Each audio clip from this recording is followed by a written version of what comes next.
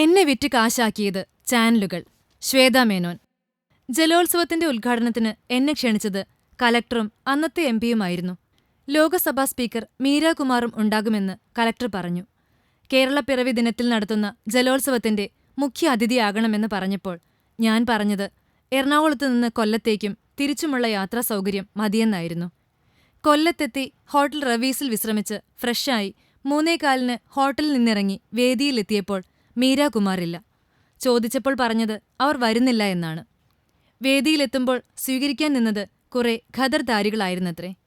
വേദിയിലേക്ക് കയറാൻ തുടങ്ങുമ്പോൾ തന്നെ തുടങ്ങി ഭയങ്കര തിക്കും തിരക്കും. കൂടെയുണ്ടായിരുന്നത് കലാഭവൻ മണിയായിരുന്നു.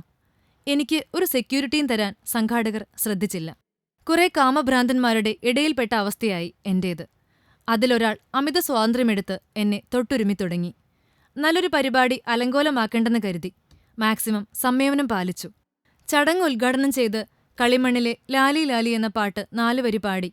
അസ്വസ്ഥതപ്പെടുത്തലുകൾ കൂടിയപ്പോൾ ഞാൻ പറഞ്ഞു പരിപാടി കാണാൻ നിൽക്കുന്നില്ല, ഞാൻ ഹോട്ടലിലേക്ക് മടങ്ങുകയാണെന്ന്. എന്നെ തൊട്ടുരുമിയ ആ കതിർധാരിയോട് എനിക്ക് അറപ്പാണ് തോന്നിയത്.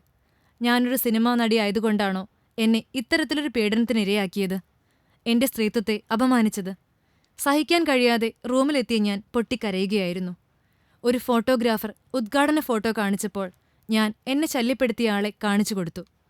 ചാനലുകാർ ചോദിച്ചത് ശ്വേത ഇത്രയും അപമാനിക്കപ്പെട്ടിട്ട് എന്തേ പ്രതികരിക്കാത്തത് എന്നായിരുന്നു.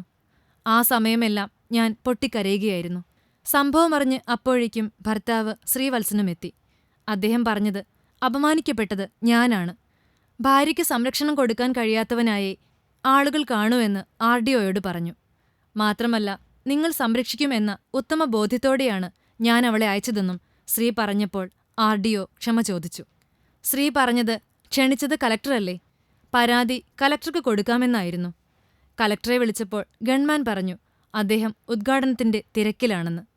ആ നേരമെല്ലാം എന്നെ പീഡിപ്പിച്ചെന്ന വാർത്ത ലോകം മുഴുവൻ കാണിച്ച് ആഘോഷിക്കുകയായിരുന്നു ചാനലുകാർ.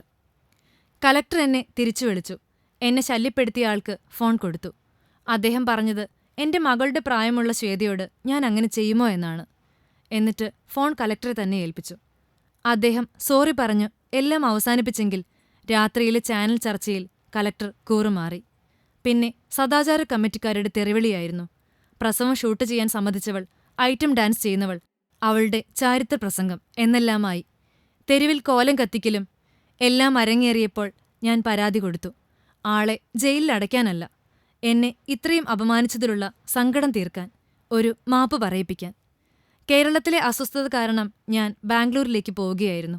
അവസാനം ആ മാന്യൻ മാപ്പ് പറഞ്ഞു, പരസ്യമായി തന്നെ. അതോടെ എല്ലാം അവസാനിപ്പിച്ചു. അറിയാതെ ഓർത്തു പോവുകയാണ്, ചാനലുകാർക്ക് റേറ്റിംഗ് കൂടിയിട്ടുണ്ടാകും.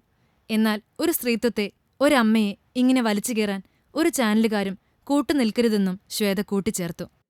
നാം തൊടുത്തുവിടുന്നതൊന്നും ആരെയും വേദനിപ്പിക്കുന്നതാവരുതെന്ന് ഓർമ്മിപ്പിച്ചുകൊണ്ട് ഫിലിം കോട്ട്. കൂടുതൽ സിനിമാ വിശേഷങ്ങൾക്കായി ഈ ചാനൽ സബ്സ്ക്രൈബ് ചെയ്യൂ. Film coat.